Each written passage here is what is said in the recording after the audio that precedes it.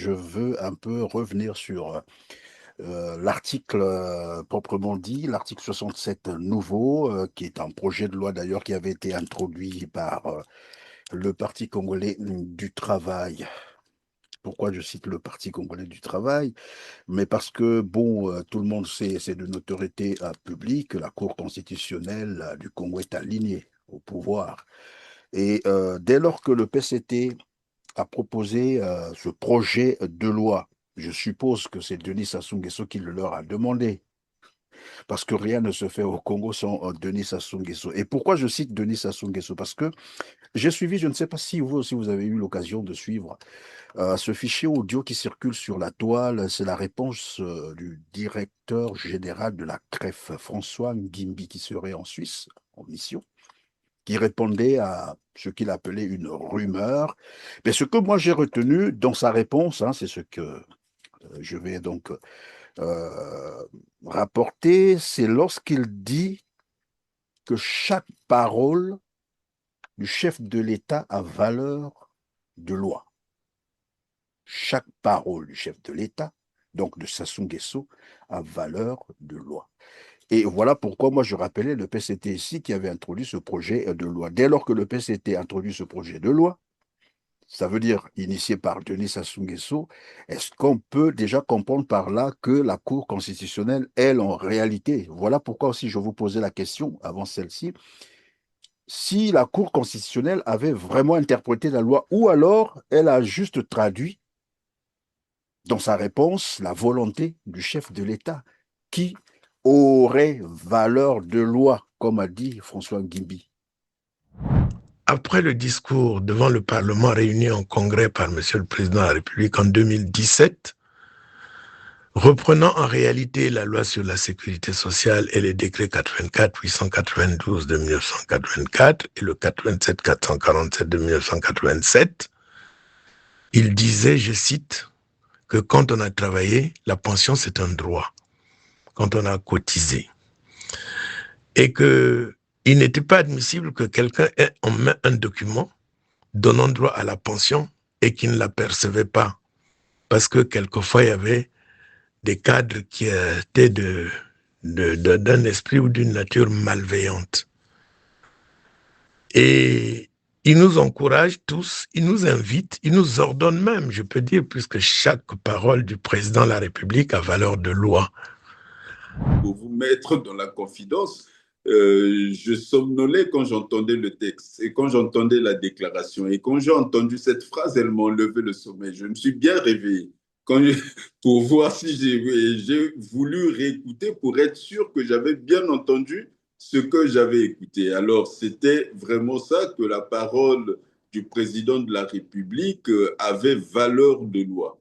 Vous constatez que la disposition qui est prise contrevient à l'ensemble du système, introduit une incohérence dans le système.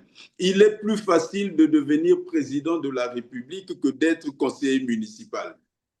Il est plus facile de devenir député que d'être conseiller municipal. Nous avons inversé les logiques. Nous parlons de l'ouverture des frontières, mais il y a aussi le galvaudage de la nationalité congolaise. Le président béninois a été élu à l'investiture du nouveau président béninois. C'est une Rwandaise qui était à la tête de la délégation congolaise. Cette dame, il y a 2 ou 3 ans en arrière, le Premier ministre nous disait qu'il était normal que d'autres Africains puissent travailler pour le gouvernement du Congo, ainsi de suite. Donc, il reconnaissait qu'elle était étrangère. Mais là, elle est allée représenter le Congo en tant que Congolaise et chef de délégation avec rang ministériel. Voyez-vous un autre pays africain dans lequel le citoyen d'un autre État conduit une délégation d'un pays? C'est des choses qui sont impensables. Donc, on ouvre les frontières. On fait main basse sur les terres avec les Rwandais. On donne 90% à la Russie. On galvaude la nationalité. Qu'est-ce qui reste ?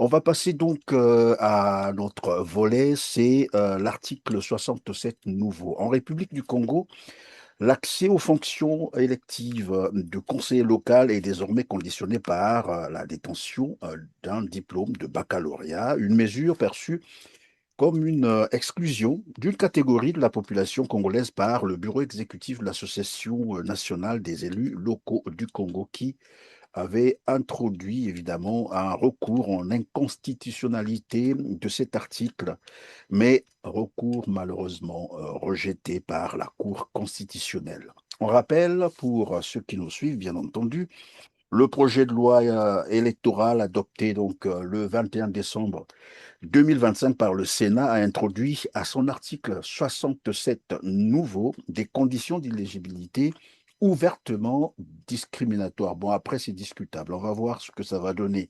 En subordonnant, bien sûr, toute candidature aux élections locales à la détention du diplôme de baccalauréat ou son équivalent et l'appartenance obligatoire à un parti politique. Maître, je pense que vous avez eu certainement le temps de jeter un coup d'œil sur d'abord cet article et puis le recours qui a été rejeté. Votre premier commentaire sur l'article d'abord lui-même. L'article, c'est une loi qui a été adoptée par une assemblée et cette assemblée fait obligation à des candidats voulant participer à des assemblées locales d'être détenteurs d'un baccalauréat et d'autres obligations telles que l'appartenance à un parti politique. Et vous n'avez pas mentionné le paiement du cautionnement de 500 000 500 francs. 000 francs CFA. Voilà.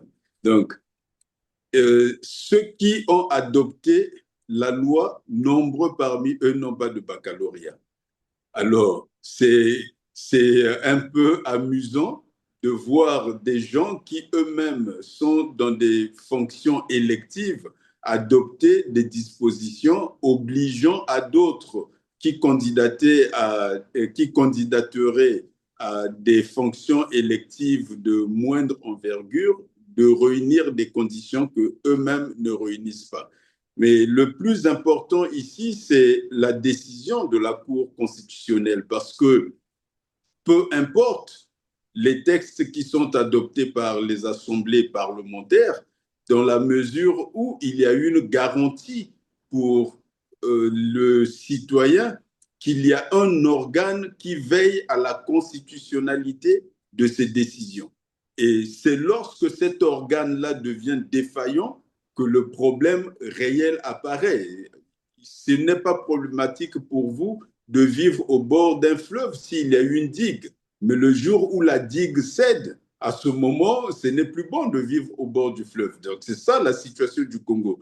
Or, depuis un certain temps sur votre plateau, je parle de la façade institutionnelle. Je vous dis que l'État n'existe plus. Nous n'avons plus qu'une façade institutionnelle. Cette analyse, vous pouvez l'appliquer à la Cour constitutionnelle en ce que c'est une juridiction supérieure. Or, les juridictions supérieures, même les juridictions inférieures, ont des critères par lesquels on les reconnaît. C'est qu'une juridiction doit avoir des juges. Et parmi les critères du juge, il y a l'indépendance. On n'est pas juge lorsqu'on n'est pas indépendant.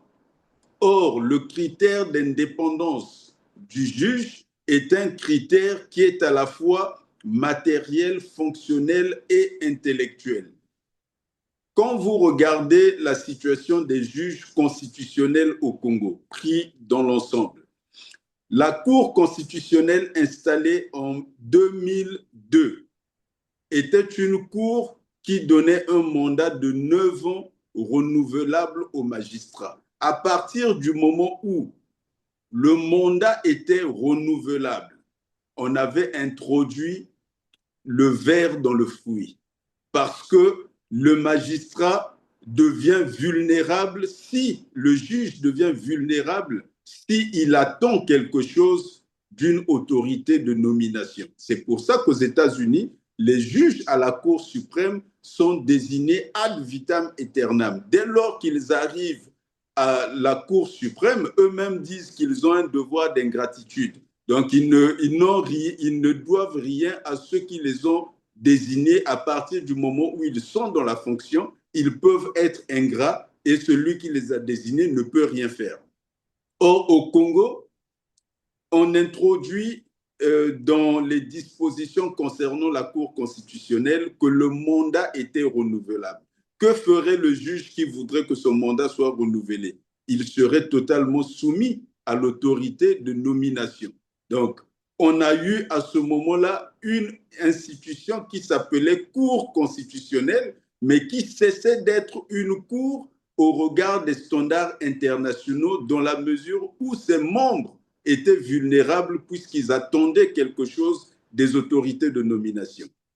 Cette disposition a été reconduite dans la Constitution de 2015.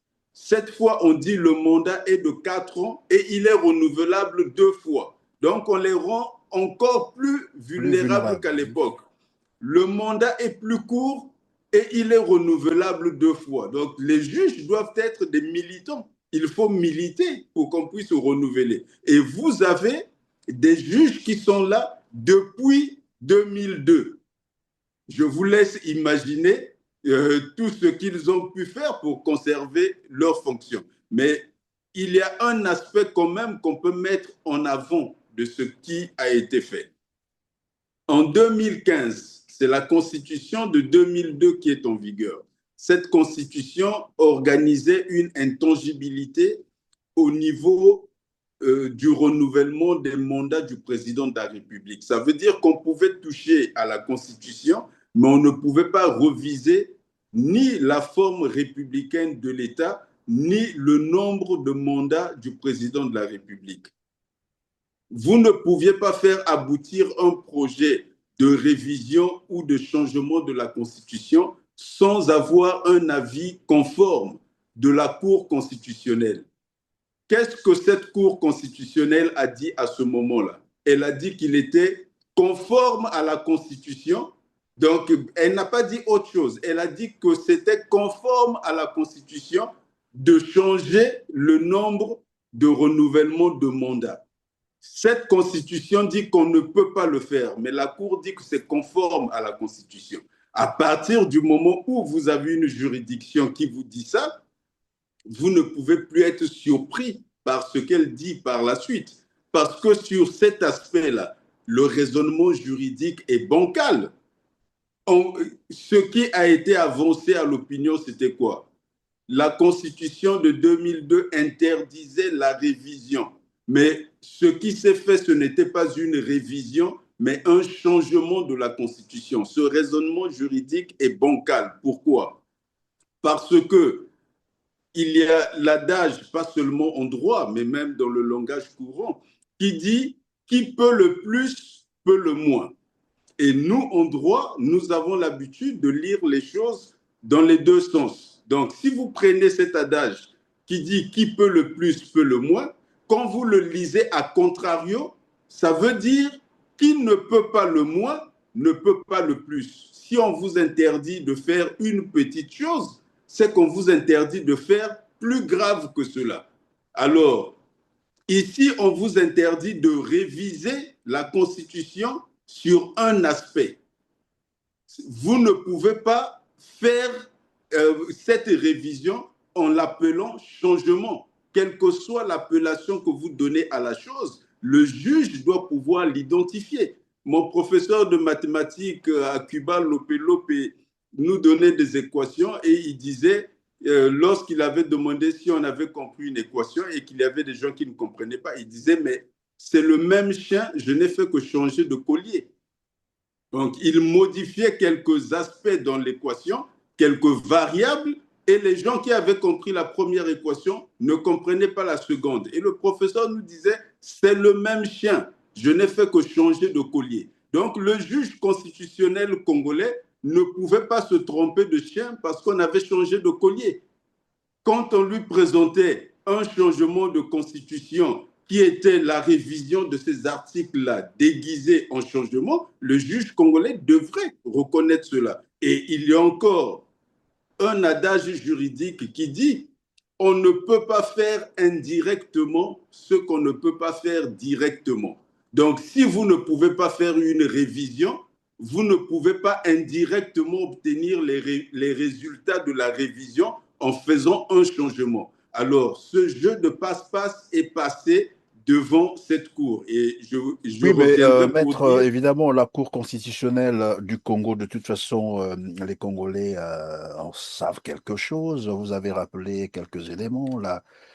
Déjà, le changement de la Constitution, la violation, c'était un coup d'État constitutionnel hein, en 2015, mais il y a eu aussi la séquence 2021, c'est-à-dire le décès de Guy-Brice Parfait-Kolela, où la Cour constitutionnelle était appelée évidemment à appliquer l'article 70. Et là, on nous a fait comprendre, personne ne s'était, voilà, n'avait saisi la Cour, alors que dans l'article, la Cour peut s'autosaisir. Et là, on vient sur donc l'article dont on parle aujourd'hui, l'article 67 nouveau. Alors, la conséquence, c'est quoi concrètement? Parce que ici, lorsqu'on conditionne, par exemple, la candidature par l'obtention d'abord, il faut être titulaire d'un baccalauréat, payer 500 000 de caution non remboursable en plus, 500 000 francs CFA, et appartenir obligatoirement à un parti politique. Alors qu'il y a des articles, juste un article que je vais rappeler ici, c'est l'article 15, tout citoyen congolais.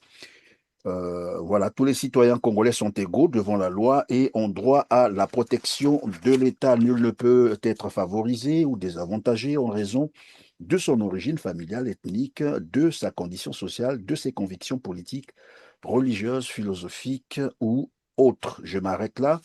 Alors, la conséquence, c'est quoi concrètement lorsqu'on insère de tels critères pour être candidat aux fonctions, bien sûr, de conseiller local? Et j'aimerais aussi rappeler, avant que vous ne répondiez, bon, je ne sais pas si c'est ce que tout le monde pense, mais moi, je sais qu'un diplôme, hein, un diplôme ne confère pas forcément l'intelligence des situations à une personne. L'insertion de ces éléments, de ces critères pour être candidat aux fonctions je, de conseiller local, les conséquences, c'est quoi? je, je vais mélanger dans la réponse l'analyse de la décision de la Cour constitutionnelle avec la disposition de la loi qu'elle a elle-même, sur laquelle elle s'est prononcée. C'est Alexis de Tocqueville qui disait que les institutions communales sont à la démocratie ce que l'école primaire est aux sciences. Donc, je répète, les institutions communales sont à la démocratie ce que l'école primaire est à la science. Alors, vous ne pouvez pas devenir scientifique si vous n'étudiez pas, si vous n'apprenez pas ne serait-ce qu'à lire et écrire, vous ne pouvez pas devenir scientifique. Donc, c'est ça la pensée d'Alexis de Tocqueville quand il nous parle des institutions communales. Ça veut dire que dans une société dans laquelle vous voulez construire une démocratie, vous voulez être une société libre et démocratique, le mode ordinaire de gouvernance, c'est la délibération collective. Il faut qu'il y ait le débat et pour cela, vous avez rappelé les dispositions de la Constitution qui font que chaque citoyen a le droit de participer à la vie collective, à la fois en tant qu'électeur et en tant que candidat. Or, ce que l'on voit ici, c'est qu'on est en train de créer une scission entre les candidatures et le vote. On peut facilement voter, mais le votant ne peut pas lui-même devenir électeur. Et si nous revenons à cette citation d'Alexis de Tocqueville, l'élection communale, la participation du citoyen aux affaires locales le prépare à la participation aux affaires au niveau national. S'il ne peut pas participer aux affaires locales, il ne sera pas prêt à participer aux affaires nationales. Or, dans la lecture de la disposition, il est plus facile d'être candidat aux élections législatives et sénatoriales que d'être candidat aux élections locales. Donc, on pose plus de conditions à celui qui veut aller à l'école primaire par rapport à celui qui veut aller à l'université. on inverse à ce moment-là les logiques. Et quand vous lisez la décision de la Cour constitutionnelle, dans cette décision, elle utilise un canon d'interprétation. Et le canon d'interprétation qui est repris ici, c'est celui de la lecture littéraliste du texte. On lit le texte et on se prononce seulement sur ce que dit la lettre du texte. Or, les canons d'interprétation, ils sont multiples. Et ce qui est recommandé en la matière, c'est toujours de combiner au moins 3 canons d'interprétation pour arriver à un résultat. Et parmi les canons d'interprétation recommandés, il y a celui de la raisonnabilité. On part du présupposé que le législateur est rationnel. Et parce qu'il est rationnel, tout ce qu'il fait doit être raisonnable. Lorsque ce qu'il fait est déraisonnable, à ce moment-là, la Cour constitutionnelle doit écarter la législation qui est adoptée. Or, ici, en termes de raisonnabilité, et si vous ajoutez l'autre canon d'interprétation, qui est celui qu'on appelle l'interprétation systématique, ça veut dire qu'on ne lit pas une disposition d'une loi de façon isolée, mais on l'intègre dans un système. Le Congo a construit un système électoral. La présidence de la République, les élections sénatoriales et les élections législatives. Et quand vous regardez le régime électoral pour les communales, ce régime doit être interprété dans l'ensemble du système pour voir quelles sont ses conséquences dans le système. Et donc, si vous prenez, comme je disais, le canon d'interprétation systématique et de la raisonnabilité, vous constatez que la disposition qui est prise contrevient à l'ensemble du système, introduit une incohérence dans le système. Il est plus facile de devenir président de la République que d'être conseiller municipal. Il est plus facile de devenir député que d'être conseiller municipal. Le législateur étant donné pour rationnel, lorsque la disposition qu'il adopte produit des effets absurdes, tels que je viens de vous l'expliquer, par rapport à l'ensemble du système électoral congolais, on voit que dans ce système, il y a un élément qui n'est pas cohérent avec les autres. Sur cette base-là, le juge constitutionnel devait écarter cette disposition. Je dois introduire un élément à ce niveau qui n'est pas négligeable, c'est que la loi organique dit que celui qui saisit la Cour constitutionnelle doit viser la disposition à laquelle il est fait entorse. Cela a pour conséquence que si vous ne visez pas une disposition en soi, votre recours n'est pas recevable. Or, cette disposition qui dit qu'il faut viser nécessairement un article dans la Constitution qui aurait été violé suppose que toute la Constitution du Congolais, toute la Constitution congolaise plutôt, repose sur le texte de la Constitution.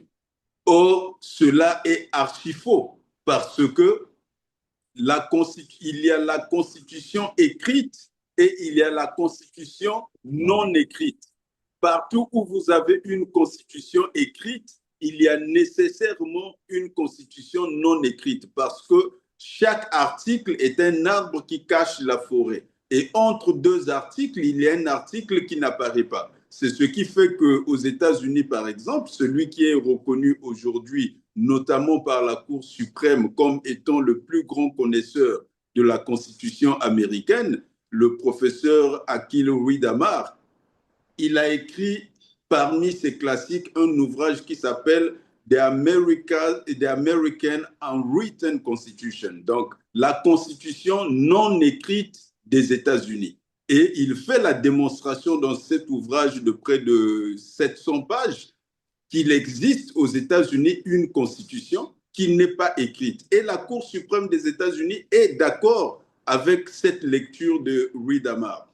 Or, quand vous avez dans un pays une loi qui vous dit que si vous ne visez pas une disposition de la Constitution qui a été violée, votre recours est irrecevable, ça veut dire que la Cour constitutionnelle, en ayant validé cette loi-là, éteint la Constitution non écrite du Congo.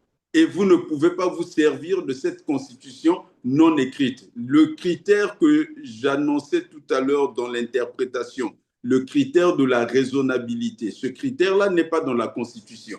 Mais dès lors qu'il n'est pas dans la Constitution, le juge constitutionnel congolais vous dira que le législateur congolais adopte des lois absurdes. Ce n'est pas grave dès lors que ça ne viole aucune disposition de la Constitution. Nous ne voyons pas dans la Constitution la disposition qui a été violée. Vous avez raison de dire que le résultat est absurde, mais on ne peut pas l'invalider puisqu'il n'y a pas une disposition de la Constitution qui est violée. Et quand vous lisez cette décision, c'est ce que disent les juges. Les juges disent dans cette décision qu'ils ne voient pas la disposition qui a été violée.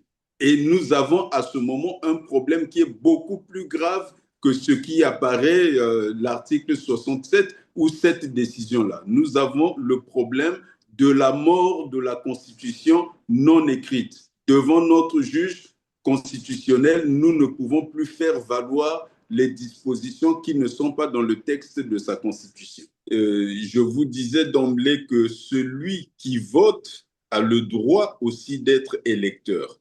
Donc, généralement, on va s'arranger pour maintenir cet équilibre entre le droit de vote et le droit d'être élu.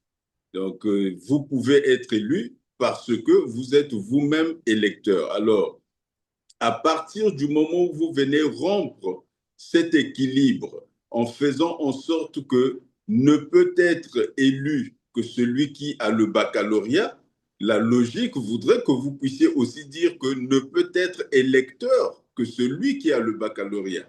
Parce que l'élection voter est une responsabilité. Il faut s'informer sur les candidatures, il faut s'informer sur les projets, il faut s'informer sur cet ensemble de choses. Alors, soit vous considérez que l'électeur peut être analphabète, peu importe, il fera toujours le bon choix en étant analphabète, mais cependant, en étant analphabète ou en n'ayant pas le bac, il ne peut pas prendre de bonnes décisions. Donc là, il y a une contradiction dans la décision même de la Cour. Et au-delà, quand vous retenez le fait que on ne peut pas être candidat à une élection municipale lorsqu'on n'a pas son baccalauréat, à ce moment, vous venez perturber le fonctionnement ordinaire du marché politique.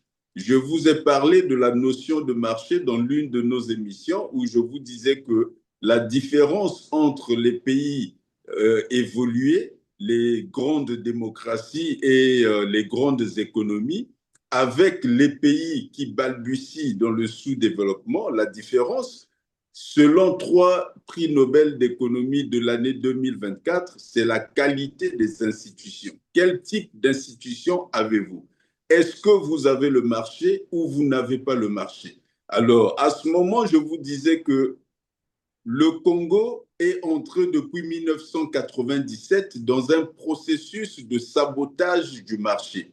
Donc, de déstructuration du fonctionnement ordinaire du marché qui se caractérise par la libre concurrence. Ici, on parle du marché politique. Et le marché politique veut que la qualification intellectuelle d'un candidat soit un argument électoral. Ça ne doit pas être un critère légal, mais un argument électoral. C'est celui qui pense que son baccalauréat est une valeur ajoutée, qui, dans la compétition avec celui qui n'en a pas, dira aux gens, écoutez, moi j'ai le baccalauréat, je comprendrai des choses que l'autre ne comprendra pas. Et l'autre, à ce moment, lui opposera éventuellement l'argument que vous avez soulevé tout à l'heure en disant que les diplômes ne sont pas la preuve d'intelligence. Et donc, Ça, ce sont des arguments électoraux. Et ici, le législateur se mêle des affaires du marché politique, le constituant, le juge constitutionnel soutient et accompagne le législateur dans le processus de faussement du marché, du fonctionnement ordinaire du marché. Or, que vous dit Adam Smith sur le fonctionnement du marché? C'est une théorie qui reste discutable, certes, mais Adam Smith vous dit il faut laisser fonctionner la main invisible du marché. La main invisible du marché, c'est quoi? Ne posez pas des règles quand ce n'est pas nécessaire, parce que le marché a ses propres mécanismes de production, de valeur et de prix. Donc, il ajuste la qualité et le prix. Sur le marché politique, les gens vont s'apercevoir au fil du temps que les élus qui n'ont pas de baccalauréat ne sont pas bons et donc ils vont les disqualifier. Ou encore les élus qui ont des doctorats ne servent à rien, ils vont les disqualifier. Mais ça, c'est au marché de le faire. Ce n'est ni aux législateurs ni aux juges d'intervenir. Que lorsqu'on est candidat, il faut battre campagne, expliquer, convaincre les électeurs pour vous faire confiance. Et dès lors qu'il y a cette exclusion telle que vous l'avez expliqué, est-ce que on peut penser que finalement la Cour constitutionnelle a vraiment interprété la loi? Parce que je sais que dans la Constitution congolaise, il y a également aussi, il est fait référence à la Déclaration universelle des droits de l'homme. Mais j'ai l'impression qu'il y a eu une omission volontaire. Est-ce que ça a été fait volontairement ou bien il y a une autre explication? Ils ont considéré la Déclaration universelle des droits de l'homme dans la décision. Cependant, un élément très important dans cette décision, c'est la référence faite à la Déclaration des droits de l'homme et du citoyen. Donc, pas celle de 1948, qui est la Déclaration universelle, mais celle de 1789, qui est la Déclaration des droits de l'homme et du citoyen, donc un texte français. C'est important de s'arrêter un instant sur cet aspect parce que le Congo en tant qu'État et les Congolais en tant que peuple ont une relation avec ce texte, mais qui est une relation historique qu'il est nécessaire de clarifier. Lorsque le Congo devient indépendant en 1960, quand on proclame l'indépendance. D'abord, quand on proclame la République en 1958, vous connaissez ma position dessus. Je vous dis que la République créée par les Congolais, c'est celle de La 1992. question que j'allais vous poser tout à l'heure, heureusement que vous avez bien fait de relever cela parce que vous n'avez jamais reconnu 58 comme étant voilà, la date de la Oui, déclaration de la République. 58 est un acte de naissance d'un enfant qui n'était pas né. Donc, en 58, les Congolais proclament la République, mais à ce moment-là, la constitution du Congo, puisque le Congo fait partie de la France, la constitution du Congo, c'est celle de la 5e République française. Et dans la constitution de la 5e République française, on reconnaissait la Déclaration des droits de l'homme et du citoyen. Et en 1958, les Congolais qui proclament la République du Congo utilisent le drapeau français jusqu'en 1960. Et c'est avec beaucoup de regrets que Youlou doit faire descendre le drapeau français en 1960. Ils refusent d'ailleurs de le faire. Ce sont les Français eux-mêmes qui viennent descendre leur drapeau et font monter le drapeau congolais. Mais sur l'aspect constitutionnel, en 58 donc, il n'y a pas de Congolais. Le peuple de cette époque-là est un peuple français. Il est devenu français en 1956. Et les repères juridiques de ce texte et de ce peuple français, mais vivant au Congo, né au Congo, mais français sur le papier, leur repère juridique, c'est le texte de 1789, cette déclaration-là.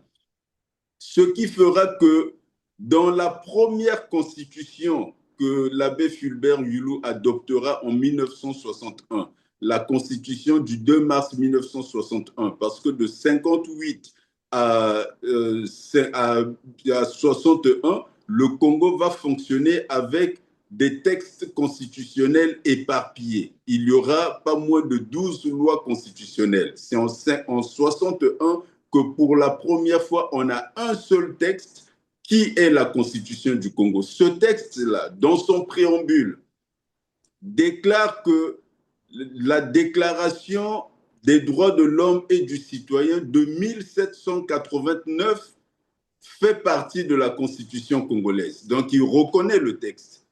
Le premier qui vient écarter ce texte, c'est Massamba Deba dans la Constitution de 1964, de décembre 1964. C'est là que Massamba Deba écarte ce texte. Mais Massamba Deba écarte le texte pour deux raisons. La première raison, c'est une raison de patriotisme. Massamba Deba était un patriote qui considérait que la rupture avec la France devrait être consommée et donc il ne fallait garder aucun lien, surtout pas un lien moral. Il fallait rompre ces liens-là. Éventuellement, on pouvait faire la coopération.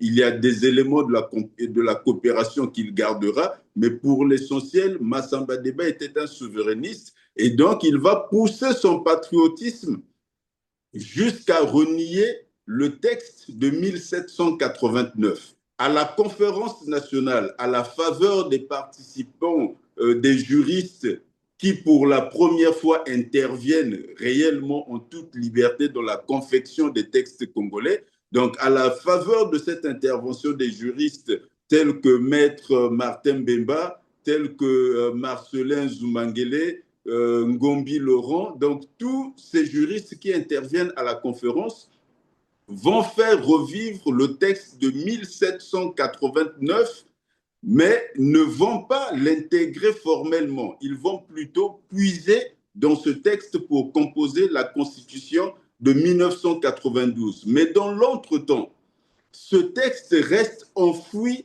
dans notre legs culturel juridique. Ça reste dans notre patrimoine. Or, ce que vient de faire la Cour constitutionnelle dans la décision qu'elle a rendue, c'est qu'elle a définitivement sorti ce texte du patrimoine juridique du Congo. Parce que dans la décision, elle déclare qu'elle ne peut pas se prononcer à l'égard de ce texte. Donc, elle ne reconnaît pas ce texte. Or, je vous parlais tout à l'heure de la constitution non écrite du Congo. Dans la constitution non écrite du Congo, nous avons le legs culturel du Congo, les valeurs d'humanité par exemple. Nous sommes des Bantous et chez les Bantous, on dit en Munukutuba, si ngeke naki muntu ve, ngeke leve muntu. Donc il faut qu'il muntu. Et en lingala, on dira bomoto. Il faut ozala na bomoto. Donc ça, c'est notre legs culturel en tant que Bantou. Mais quand vous allez regarder dans la Constitution, c'est écrit nulle part. Donc vous ne pouvez pas, tel que je vous expliquais précédemment, vous prévaloir du Kimuntu devant la Cour constitutionnelle parce que la Cour constitutionnelle vous dira, dites-nous quelle disposition de la Constitution a été violée. Or, la Constitution ne parle pas du Kimuntu.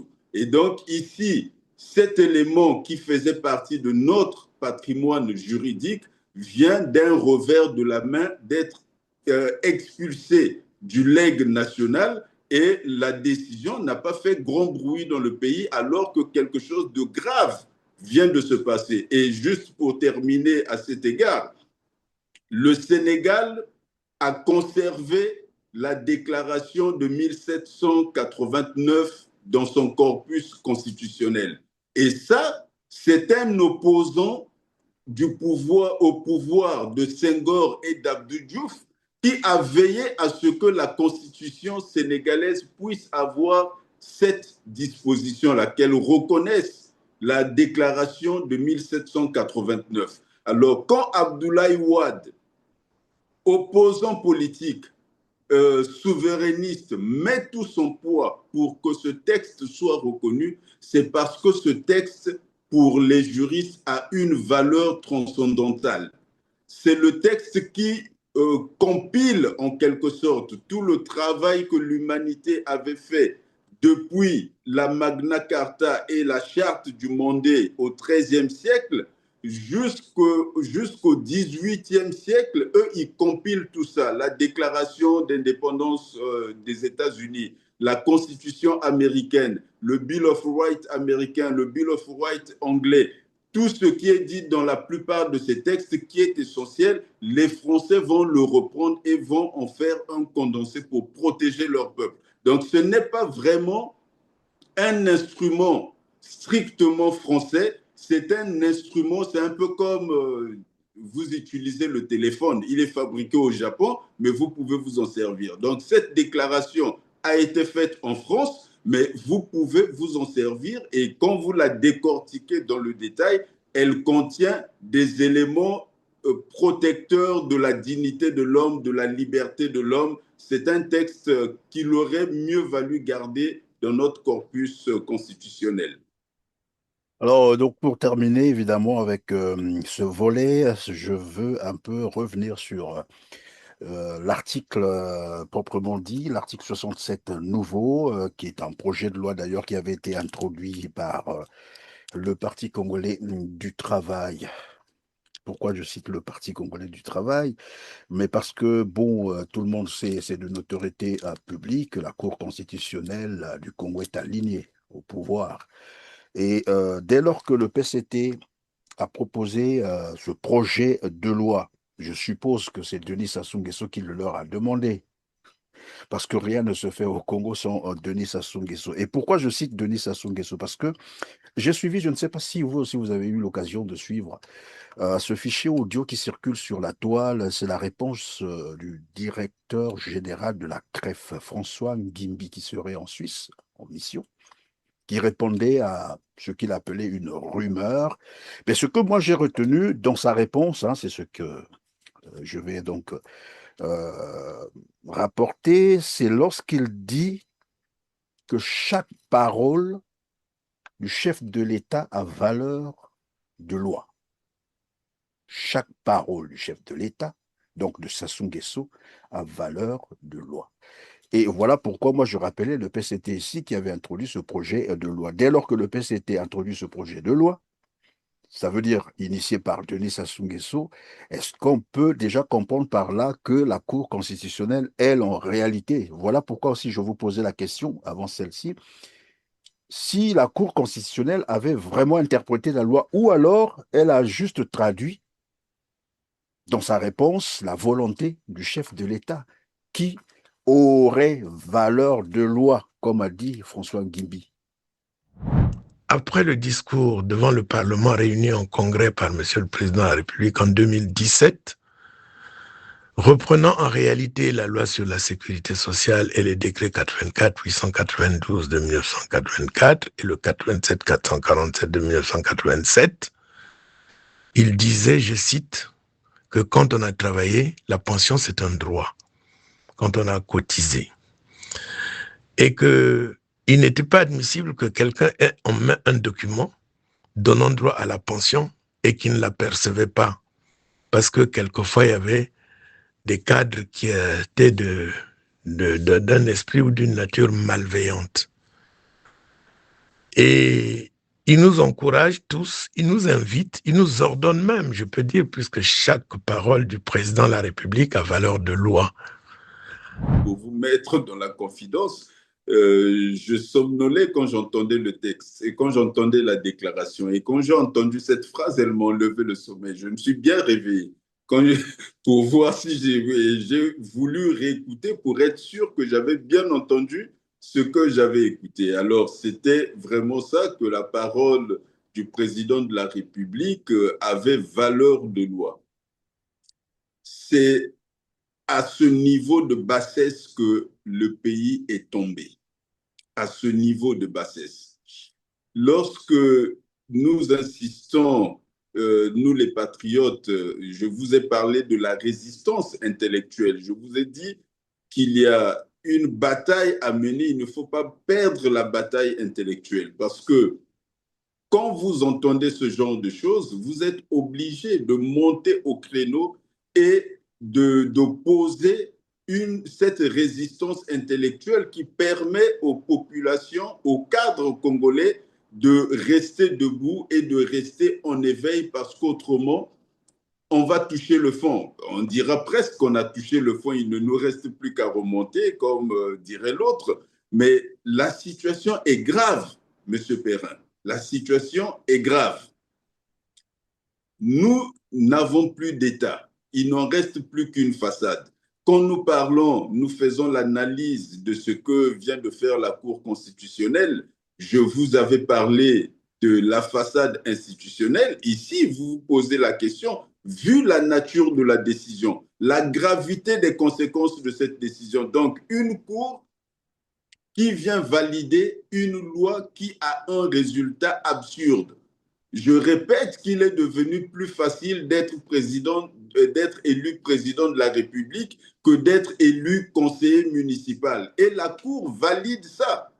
Donc, vous vous posez la question de l'endroit où vous vous situez en réalité. Vous savez, les cours constitutionnelles, les hautes juridictions, dans la tradition chez les juristes, les hautes juridictions ont pour habitude d'accroître le patrimoine des droits et des libertés plutôt que de les restreindre. Vous prenez la décision qui a été rendue. Vous faites la comparaison historique avec ce qui s'est passé sous d'autres cieux. Vous avez quelqu'un tel que le juge anglais Sir Edward Coke. Edward Coke arrive en tant que juge suprême en Angleterre à une époque où l'adage disait « The king can do no wrong ». Donc, le roi ne se trompe jamais, il ne peut pas mal faire. Et Sir Edward Coke prend une décision dans laquelle il dit « La couronne peut se tromper et la couronne doit répondre de ses actes ». C'était une révolution. Ça, c'est une cour qui le fait, qui ajoute aux droits du peuple. Sir Edward Coke introduit le contrôle de constitutionnalité. Pour la première fois dans la longue histoire de ce royaume, il introduit le contrôle de constitutionnalité. Vous avez aux États-Unis le premier président de la Cour suprême, John Marshall, qui lui aussi introduit le contrôle de constitutionnalité alors que la Constitution américaine ne le prévoit pas. Vous lirez la Constitution américaine, vous ne verrez pas l'endroit où il est dit que le juge peut contrôler la constitutionnalité des lois. C'est John Marshall qui introduit cela. Donc la tradition veut que le juge suprême, ici en l'occurrence le juge constitutionnel, puisse augmenter la protection des citoyens. Or là, nous avons l'effet contraire. Le juge constitutionnel vient réduire le patrimoine juridique des Congolais. On avait la déclaration de 1789 et le juge constitutionnel vient l'écarter. On avait la possibilité de participer au marché politique dans les élections municipales. Le juge constitutionnel intervient dans ce marché-là, dit que désormais, on peut être électeur, mais on ne peut pas être éligible du même coup, parce que l'électeur n'a pas besoin d'avoir plus de matière grise que le candidat. Donc, le candidat, lui, doit avoir le baccalauréat, mais pas l'électeur. Et en plus, il vous faut de la matière grise pour participer aux affaires locales, mais il ne vous en faut pas pour participer aux affaires nationales. Et ça, le juge le valide. Vous comprenez que ce sont des situations graves. Et plus loin, quand vous revenez sur la déclaration ou la parole du président de la République, ses serviteurs déclarent que ça a valeur de loi, on est aujourd'hui dans l'abbaye de Thélème. L'abbaye de Thélème, cet endroit où les abbés pouvaient faire tout ce qu'ils voulaient. Tout ce qui est interdit d'ordinaire aux abbés, là-bas, on pouvait le faire. Et l'État congolais est devenu comme ça. C'est un territoire sur lequel qui que ce soit peut faire ce qu'il veut, comme il veut. Souvenez-vous du décret, non, de la circulaire dans laquelle l'ancien ministre de l'Intérieur rapatrie à son ministère les recettes des passeports au prétexte qu'elles étaient mal gérées au sein de la direction. Donc, qu'est-ce que ça voulait dire? Qu'il y avait une constitution, qu'il y avait une loi organique sur les lois de finances, relatives aux lois de finances, qu'il y avait un décret sur la comptabilité publique, mais une circulaire d'un ministre écartait tout ça et réorganiser les circuits de fonctionnement et de gestion des fonds publics. Une circulaire écartait le décret du président de la République, la loi organique et la Constitution. C'est l'abbaye de Thélème. N'importe qui peut faire tout ce qu'il veut. C'est pour cette raison que les patriotes, outre le fait d'opposer la résistance intellectuelle à cet état de fait, nous continuons à appeler au départ de M. Sassou Nguesso. Nous insistons pour dire qu'il faudrait qu'il parte parce qu'il y a une nouvelle génération qui est au fait des situations, qui peut appliquer les techniques de gestion des affaires publiques les plus modernes. Il y a une nouvelle génération qui est prête. Il faudrait qu'on fasse naître une nouvelle république dans laquelle on retrouvera justement la protection que le citoyen avait dans le texte de 1789. Dans ce texte-là, je finis par là, quand vous lisez l'article 4 de ce texte, vous avez là la définition de la liberté que vous ne trouvez dans aucun autre texte. Quand vous lisez la Constitution de 2015, même celle de 2002 ou celle de 92, vous ne trouvez pas cette définition de la liberté. On dit que la liberté consiste à pouvoir faire tout ce qui ne nuit pas à autrui. Et vous ne pouvez pas avoir meilleure définition de la liberté pour organiser une société libre et démocratique. Or, on vient de nous enlever ça. L'article 5 dit quoi? Il dit que la loi ne peut interdire que ce qui nuit à autrui.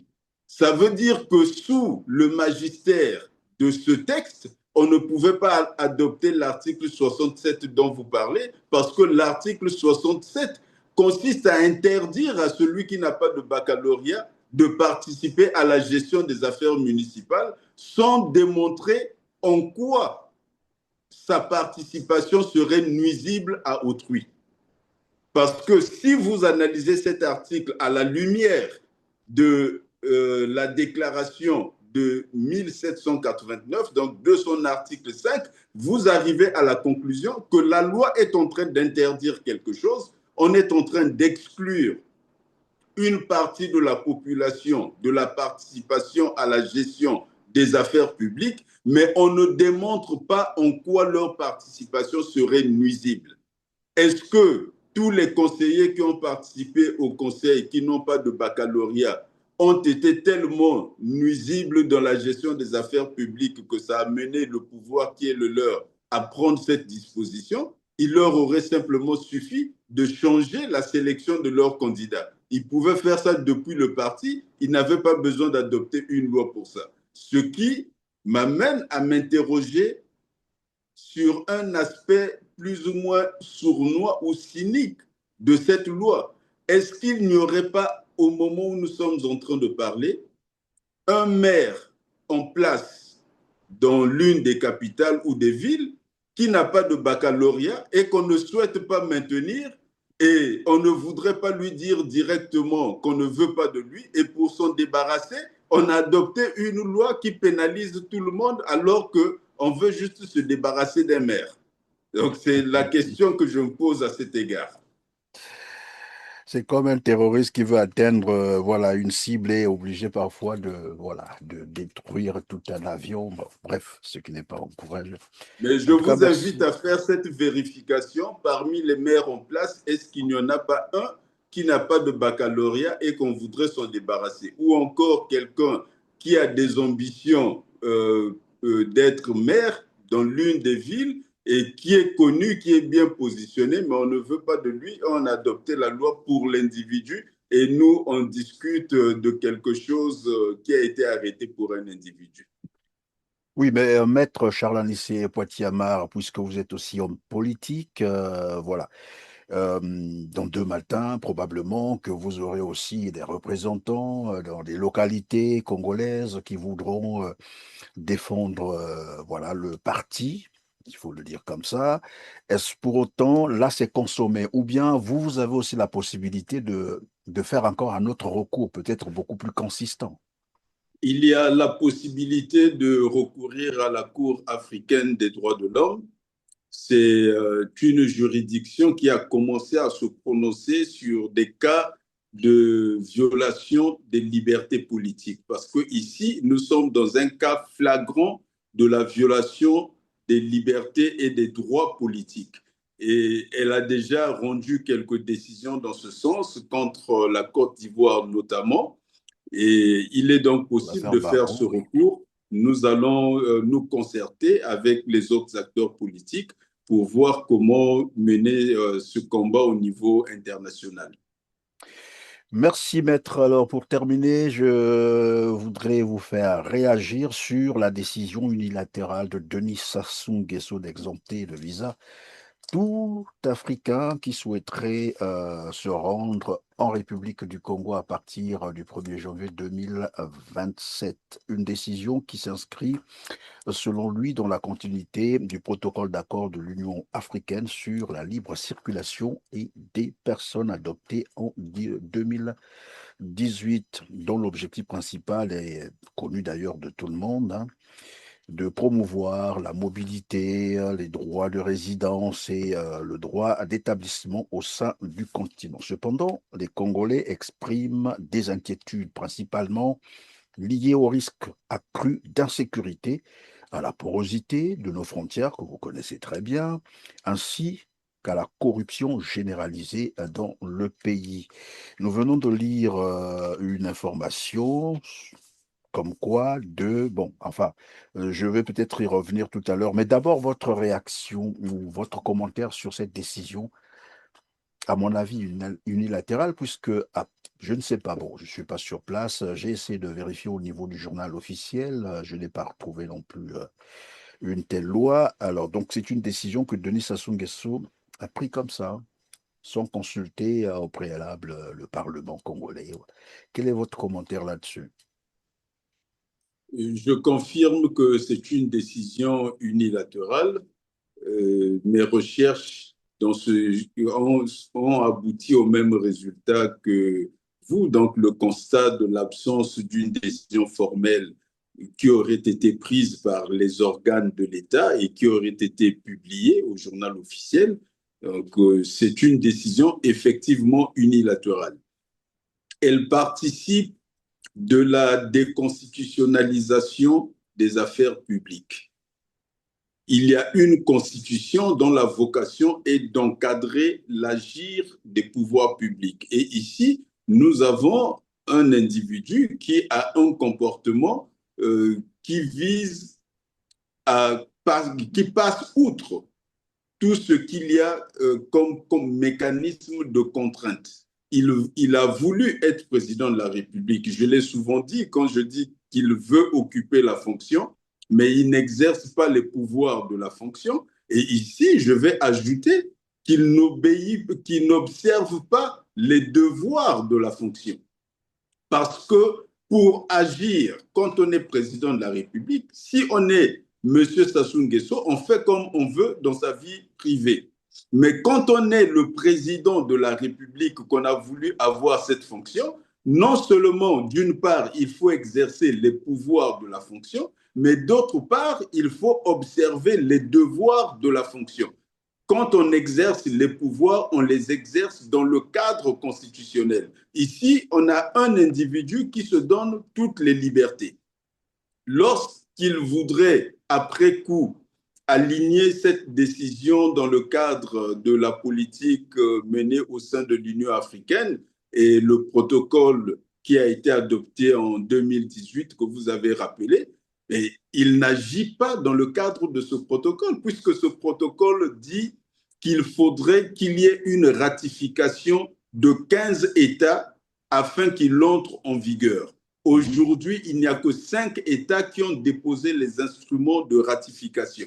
Si lui souhaitait participer parmi les États qui respectent le protocole, ce qu'il aurait fait, c'était de déposer les instruments de ratification et d'attendre que l'on atteigne le seuil de 15 instruments de ratification pour faire entrer cette disposition en vigueur au Congo, ce qui n'est pas le cas.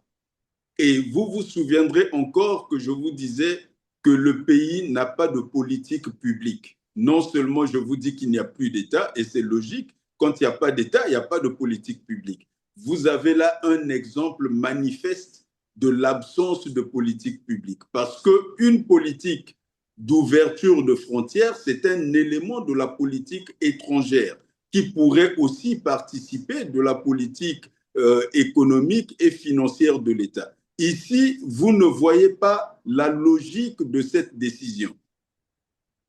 On vous citera des exemples des pays qui ont ainsi ouvert leurs frontières. En Afrique, vous avez le cas du Ghana. Le Ghana a adopté cette mesure, mais le Ghana l'a fait dans le cadre d'une politique publique.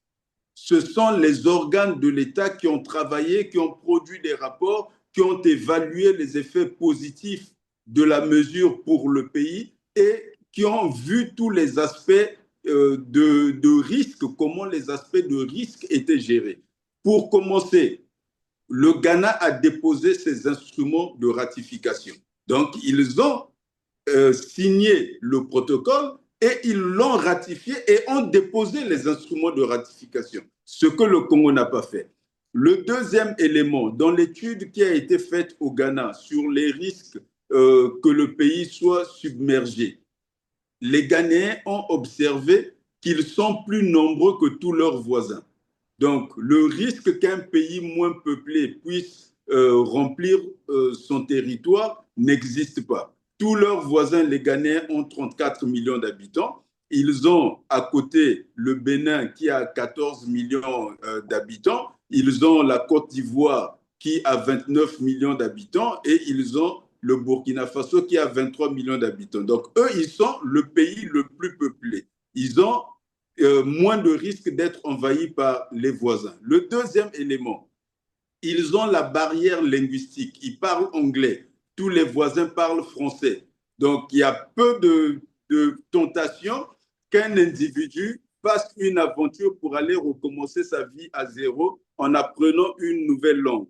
Il y a un autre élément, une autre barrière, c'est la barrière monétaire. Ce n'est pas la même monnaie. Quand on est parti avec son capital de la Côte d'Ivoire pour le Ghana, il faudra le convertir et avec quelques pertes éventuelles de change. Et donc, il y a une étude qui a été faite dans ce sens qui montre que la tentation migratoire ne peut pas être importante vers ce territoire. Voilà pourquoi eux, ils prennent le risque d'ouvrir les frontières.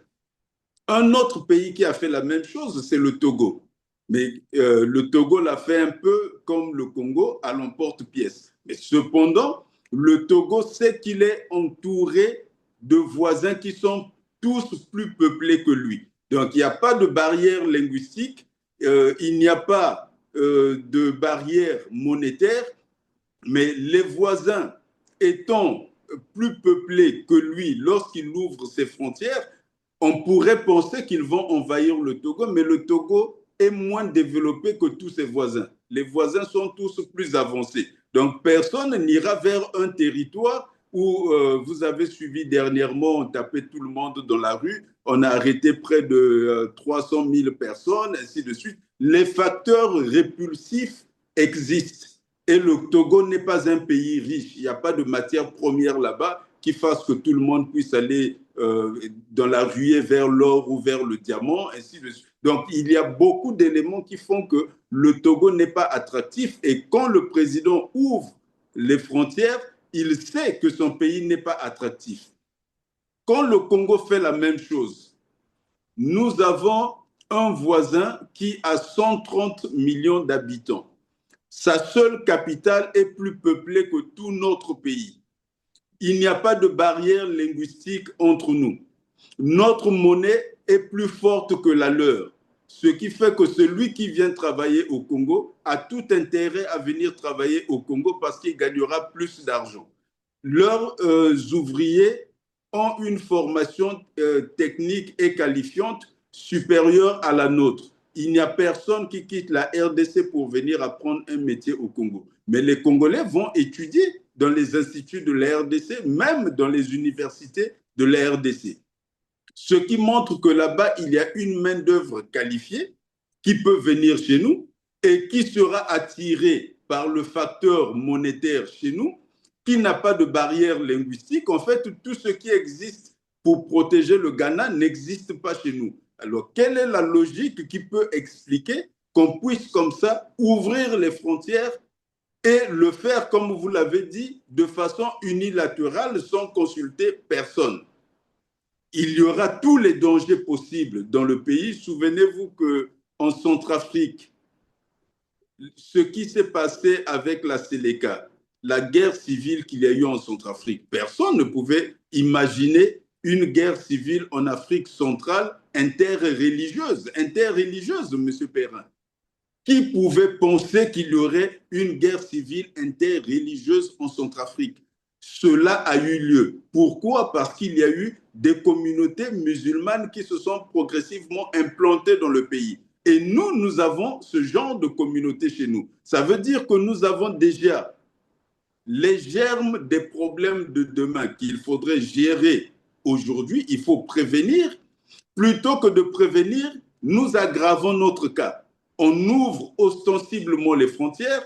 Quand vous allez à Ouesso, c'est une bonne partie de la population camerounaise qui s'est installée à Ouesso et les populations congolaises de Ouesso vivent davantage avec les produits en provenance du Cameroun plutôt qu'en provenance du reste du Congo, en particulier de Pointe-Noire. Vous avez à la frontière avec la Centrafrique une bonne pénétration de la population centrafricaine sur le territoire congolais. Vous avez des poches de population qui avaient fui la guerre du Rwanda et s'est réfugiée dans le nord du Congo. Vous avez une population de la RDC qui s'est installée là-bas, qui aujourd'hui est en train de se reproduire. Alors, avec autant de problèmes à l'intérieur du pays, vous ne pouvez pas faire cet appel d'air. Ça n'a absolument aucun sens. Quand vous cherchez la logique économique, quels seront les effets sur l'économie et quelle étude a été faite pour montrer les apports de cette ouverture? On ne voit pas de résultat. Sociologiquement, quel est l'impact de cette mesure sur la sociologie congolaise et la société congolaise? Il n'y a pas d'étude. Et c'est comme ça, on se lève un matin et on annonce qu'on ouvre les frontières. C'est le désordre.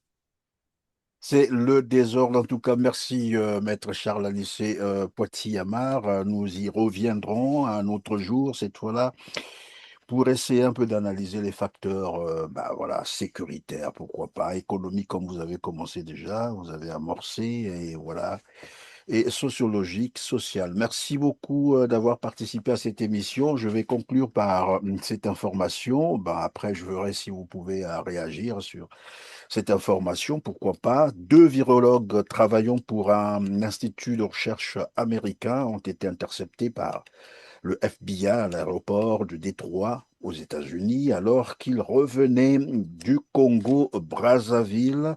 Ils sont accusés par la justice américaine d'avoir tenté d'introduire sur le sol des États-Unis des échantillons du virus Mpox, précédemment connu sous le nom de variole du singe. Les scientifiques transportaient au total 113 fioles dans leur bagage. Une analyse menée par le FBI a révélé que 17 des 20 fioles examinées contenaient des traces d'activité du virus Mpox selon les informations communiquées par les procureurs fédéraux en charge de l'affaire. Maître Charles Anicet Poitiers-Amar, c'est de cela que vous étiez en train de parler tout à l'heure, là. Les mécanismes, voilà, la sécurité au Congo. Là, on se retrouve avec une autre affaire. On ne sait pas comment ça va se terminer. Vous avez une réaction sur cette information? Sinon, Il on y part a, en ligne. il y a il y a certainement des problèmes avec la circulation des étrangers sur le territoire. Cette information en particulier, je l'ai reçue, je l'étudie encore, je ne vais pas aller plus loin dans le commentaire. Cependant, concernant cette ouverture des frontières, j'insisterai sur le fait que l'État congolais est en train d'être démantelé. Et nous avons aujourd'hui un régime qui a à sa tête quelqu'un qui prend toujours des mesures favorables aux étrangers. Et les Congolais se posent la question de savoir quand est-ce qu'il prendra des mesures favorables au Congo. Il y a le chômage qui sévit dans le pays. Il a tous les pouvoirs constitutionnels pour mener la guerre contre le chômage. Il a abandonné les pouvoirs d'État. Cependant, il prend toujours des mesures favorables aux étrangers. Vous savez qu'en 1969, Alfred Raoul, avant, il a assuré l'intérim du président de la République en 68 et en 69, il est au gouvernement. C'est à lui que Marien Ngouabi confie la charge de négocier les intérêts de l'État congolais dans la production pétrolière nouvelle. Il est entouré d'Algériens dans cette négociation. Et avec André Taralo, l'atmosphère est à couper au couteau. Les négociations sont dures. Alfred Raoul sort de là avec 90% pour le Congo et 10% pour l'ENRAP, l'ancêtre de Elf et Total. Et ça, c'était pour le puits de Nkossa à l'époque. Non, Emeraude à l'époque. Emeraude. Donc, Alfred Raoul sort de là avec 90% pour le Congo, 10% pour l'ENRAP. Monsieur Sassou Nguesso a signé l'accord avec la Russie pour la construction du pipeline et c'est 90% pour la Russie, 10% pour le Congo. Donc, quand vous regardez ce qui a été fait à cette époque-là, nous sommes en 69, en 2026, plus de 40 ans, plus de 50 ans après, nous ne sommes pas capables de faire ce qui se faisait à l'époque. Nous avons inversé les logiques. Nous avons inversé les logiques. Nous parlons de l'ouverture des frontières, mais il y a aussi le galvaudage de la nationalité congolaise. Le président béninois a été élu. À l'investiture du nouveau président béninois, c'est une Rwandaise qui était à la tête de la délégation congolaise. Cette dame, il y a 2 ou 3 ans en arrière, le Premier ministre nous disait qu'il était normal que d'autres Africains puissent travailler pour le gouvernement du Congo, ainsi de suite. Donc, il reconnaissait qu'elle était étrangère. Mais là, elle est allée représenter le Congo en tant que Congolaise et chef de délégation avec rang ministériel. Voyez-vous un autre pays africain dans lequel le citoyen d'un autre État conduit une délégation d'un pays? C'est des choses qui sont impensables. Donc, on ouvre les frontières. On fait main basse sur les terres avec les Rwandais. On donne 90% à la Russie. On galvaude la nationalité. Qu'est-ce qui reste? Et vous parliez de la désobéissance civile. On ne cessera pas d'interpeller nos compatriotes pour dire nous sommes en train de perdre notre pays. On ne peut pas laisser les choses continuer à aller à volo. Il nous faut une réaction. La patrie, c'est la terre des pères de nos pères. C'est ce que nous recevons en héritage de génération en génération. Notre patrie est en train de nous échapper et nous restons presque inconscients. En tout cas, nous sommes divertis, nous regardons ailleurs. Il faudrait que nous puissions conjuguer nos efforts pour que M. Sassou Nguesso puisse partir. On passe outre sa mascarade électorale, les résultats qu'il a proclamés, il doit partir. Il y a une nouvelle génération qui est prête, une nouvelle république doit naître et M. Sassou Nguesso doit partir. Voilà. une nouvelle génération, voilà, et M. Sassou Nguesso doit partir parce que cette génération veut prendre ses responsabilités. Merci, Maître Charles Anissé Poitiers-Amar. J'étais en train de réfléchir sur l'image que peut envoyer, voilà, cette délégation congolaise conduite par une étrangère, une Rwandaise, pour représenter le Congo. Et après, est-ce que bon, je sais pas. À ce moment-là, on se dit, mais les Congolais sont moins sérieux parce que, comme qui dirait, en diplomatie comme en politique, hein, les faits et gestes comptent, ont leur signification, ont leur sens. En tout cas, merci d'avoir participé à cette émission, maître. Je vous dis C'est un remercie plaisir. d'avoir été disponible, surtout pour répondre à toutes nos questions. Mesdames, Messieurs, c'est la fin de cette émission. On se dit à très bientôt. Merci.